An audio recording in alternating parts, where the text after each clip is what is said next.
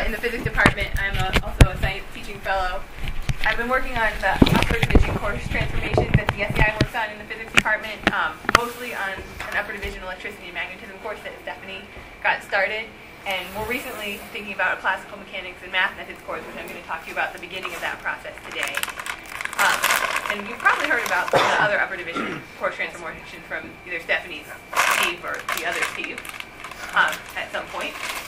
What I'm hoping to do today is, like, as the first step in transforming a course in the physics department, and I think most of the other SEI transformations, we try to develop learning goals for the course. And we do that in the physics department, through a series of faculty meetings where we have conversations trying to come up with the consensus learning goals. And I just did this over the summer and fall with this classical mechanics and math methods course, and I thought besides achieving the goal of creating good course learning goals, we also had a lot of other interesting conversations that I thought were beneficial for the participants and for the department. So I kind of wanted to tell sort of the story of what these meetings were about in the physics department, and hopefully have a lot of discussion about whether you've had similar discussions in your department, and sort of comparing within departments, and possibly if you haven't done it in your department, maybe deciding if it would be beneficial and starting to make a plan for how you could do it effectively. So is this the whole department, or just the people teaching the course? So it's the whole department. I'll tell you more details, but Okay, physics, good. I'm going to get there, but physics, the faculty rotate through the course. So they could teach it at any future time. So there's some interest among the whole The department. conversations were invited to Yes. all faculty members. They were told which course was going to be under consideration, and so there was self-selection. And there was a That little bit of key. more targeted advertising towards the people who had taught it or had taught the follow-on course. But these particular courses are middle division, which means that basically every single faculty member either has taught it or knows that they might be tagged to teach it at some point in their career. Right, and a lot of them have taught students after they come out of it, so sort of have a vested interest in what the students have learned in that course. So basically we had 3 meetings over the summer, and these were really targeted at articulating the course learning goals. We had 4 meetings in the fall, and these were even more targeted, like topically, going through topical learning goals and picking out the most important ones in order to create a conceptual diagnostic based on those. So this was sort of the framing of the meetings. But beyond just achieving those goals, I felt like I noticed a lot of other benefits to these meetings. First of all, because it was focused around a physics education research topic, it would provide a lot of exposure to discussion about physics education research for people who normally aren't part of that discussion. Like perhaps they came because they were interested in this particular course or because they're interested in education in general. But it provided a lot of discussion about physics education research. It also started a discussion which, from what I heard, continued a little bit outside of the meeting about why we teach what we teach in this particular course, focused on this particular course, particularly when we're deciding, what goes in the course. Like, why do we even have this course was a topic of discussion, and so why do we teach these things, and what should the goals be? There was also a decent amount of discussion about pedagogy and different pedagogical techniques, because there were people there who had taught the course different ways. So there was some comparative discussion about different techniques. And I also thought, what I heard from some of the junior faculty, that this was particularly beneficial for them because they sort of started getting to know people, having these group conversations in the department focused on a particular topic. So these were some of the benefits I noticed. But I was wondering maybe if we could start with a discussion about if you've had these in your department. Were these the same sort of benefits? Did you see other benefits? Did you not see benefits? And if you didn't see benefits, is there a modification to what you could do that might be more beneficial? And if you haven't done this in your department, maybe think about, do you think it would be beneficial? So I thought we could break up. I don't know if there's enough people in each department to do it by department, but if there is, you could do it by department, or if not, you could just go with the people near you. No. Our department's done. We can discuss for a few minutes and then sort of report back on what the situation is in different departments. So Well, we go. could just go around. Or yeah, we could all just go. Why don't We could just go around the chemistry table. Start. Okay. Chemistry start. If we have had some, were they beneficial? Not very. So you did have some. We had some. How were they structured, participated? Robert? Yeah. What was the framing of the discussion? The framing of the discussion was supposed to be to develop higher level learning goals for General Chemistry 1. we already had very detailed lecture level goals. It was to organize them into larger sets. And how extensive was it? Was it one meeting? One meeting, and the faculty who attended expressed an interest to never do this again. It wasn't considered constructive. Can we conclude it wasn't constructive? Right. It was not constructed, and I won't get into why, but because there are multiple reasons. I mean, I would do it very differently, but I want to hear from other people. Astrophysics is No. right after chemistry. We've never attempted this. We've never had a reason to attempt this. Why not?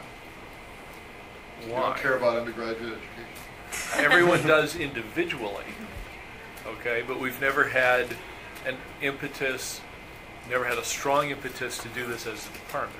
But you guys now have majors, and that's a relatively new thing. So it True. strikes me that you could make a compelling case to the faculty that there is a need to discuss, now that you have a major, what does that mean to be a major? Like, what are the core courses in the major, and do other courses depend on those? You know, those sorts of questions. A few times I've had discussion one-on-one with individual faculty about learning those various topics.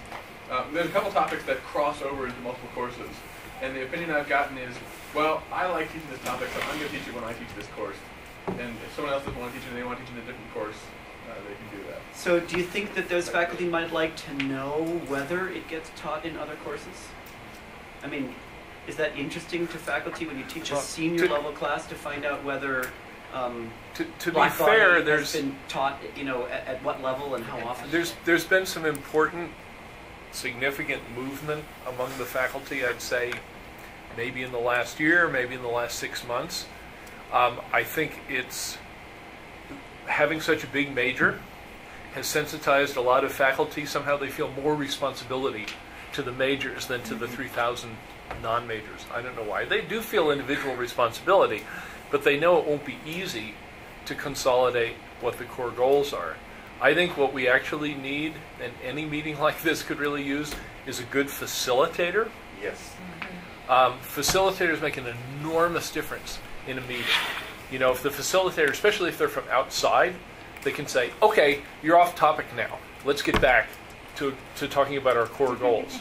And I could see our department doing that if we can identify a facilitator. I would say we've seen There's one on campus. we've seen a similar difference in attitude when it comes to majors courses, towards majors and upper division courses. Discussions were much more profitable. Right. at that So level. I should point out, I mean, physics also has 3,000 students coming through service courses, and none of these conversations were about Yeah. that. Yeah, they were all None of about major. Okay, well, I can see us splitting into two groups, one having to do with all the non-majors and one having to do with the majors. And there would probably be, I mean, the interesting thing is most of the senior faculty, a majority of them, cycle through the intro courses in astronomy. So you're talking about 2/3 of the department. And, you know, maybe 1/3 of them do the intro courses first couple of years for majors and 1/3 for non-majors. And so I think we could get 6 to 8 faculty for 2 discussions like this. But I do think that if somebody from a outside successful department like physics were to facilitate, you know, a meeting or 2, that really would make a difference. Faculty like to talk, but they don't always like to talk on topic. Stephanie, are you for hire? Why do you think I'm sitting here? Actually talking about that. Earth science. Oh, geo.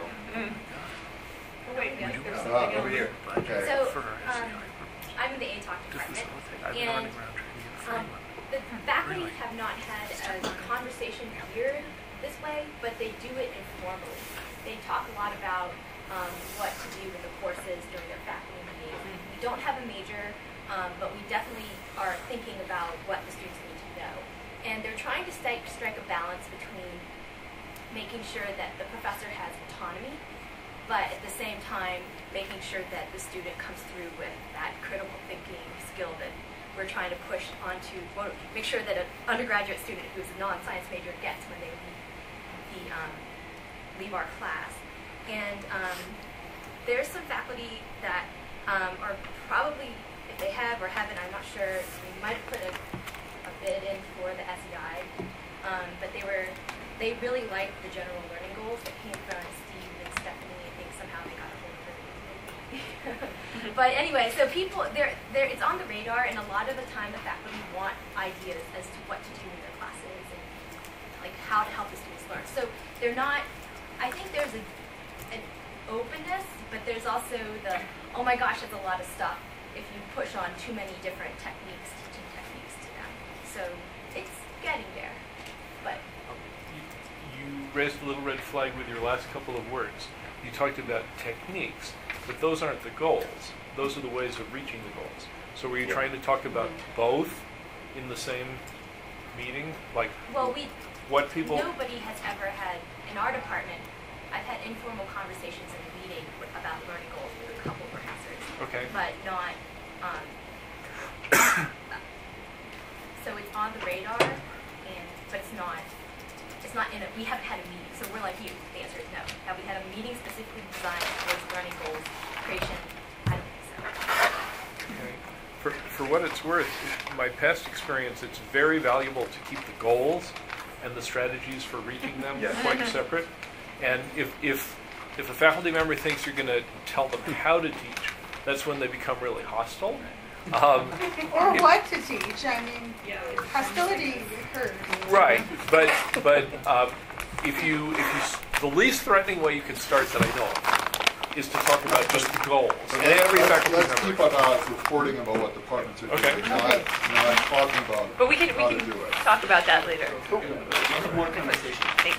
Well, I mean, Yes, there are going to be more. In MCDB, we've never had a faculty meeting. We never have faculty meetings about this topic, and the only people who are talked to are the people who are actively teaching the courses. And And I think, personally, I love the idea of having the entire faculty be involved in the discussion, even invited and peripherally. so you guys have ownership of classes, and people frequently teach the same course. A number of years. But you could still imagine framing it that what comes out of one class goes into the next, Oh, yeah. so that the faculty have a reason to talk to each other, even if they're not No, I think directly involved. it's a great model because it means the department owns the undergraduate program, but we don't do that. So can I add something? So in MCDB, we have an undergraduate committee, which is made of some faculty members who maybe 2 faculty members and 2 instructors. and instructors, yeah, and some like counselors and advisors and SCI. So a lot of issue about the course assignment and things come up will be discussed there. And the first couple of years when after SCI is here, and we have try to have working group, which we inviting everyone to come, but often only the ones teach or associated with SCI showed up. So we didn't really find out the format is really beneficial. I just want to correct that, since I'm on the faculty. The faculty as a group was never invited, nor were faculty as a group asked. So, I mean, I realize that this is the party line in the department, in the SEI and MCDB, but the faculty as a group were never invited. Only the people who were actively teaching the course were talking. So whoever tried to advertise the intention was to invite, maybe not getting to Check her email. I know. You can check my emails. I can assure you there were never any invitations to do this. And you can poll the faculty. I mean, so this is a real issue. You're excluded. Well, I'm just kidding. that would make a lot of sense, actually. But I ain't the only one.